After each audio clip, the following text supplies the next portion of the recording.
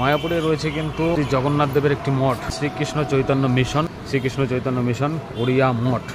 গেটে ঢোকার মুখে দুদিকে দুটো সিংহ রয়েছে, সিংহ দুয়ার, পরশুরাম, বরাহ, শ্রীরামচন্দ্র, আর এটা হচ্ছে কল্কি দেব। সমস্ত অবতারে কিন্তু নাম লেখা রয়েছে। এটা বলরাম, এটা বামন দেব, এটা নৃসিংহদেব, এটা হচ্ছে মৎস্যদেব, আর এটা হচ্ছে গৌতম বুদ্ধ। মন্দিরের এই গেট দিয়ে ঢুকেই ডান দিকে রয়েছে এখানে রিসেপশন। যদি কোনো রকম পরামর্শের প্রয়োজন হয় রিসেপশনে যোগাযোগ করতে পারেন। সমস্ত দেবদেবীর কিন্তু স্ট্যাচু এখানে করা রয়েছে। ব্রহ্মাদেব, মহেশ্বর ভোলেনাথ, চার কুমার, প্রভু নারায়ণ, হচ্ছে নারদদেব। উপরে যার একটা সিঁড়ি রয়েছে, এই যে কপিল মুনি, এই যে মুন দেব, প্রহ্লাদ মহারাজ, জনক রাজা, ভীষ্মদেব। এই যে ভীষ্মদেবের যে সরসজ্জা, সেই দৃশ্যটা দেখুন। এই যে বালি, এখানে রয়েছে সুখদেব গোস্বামী।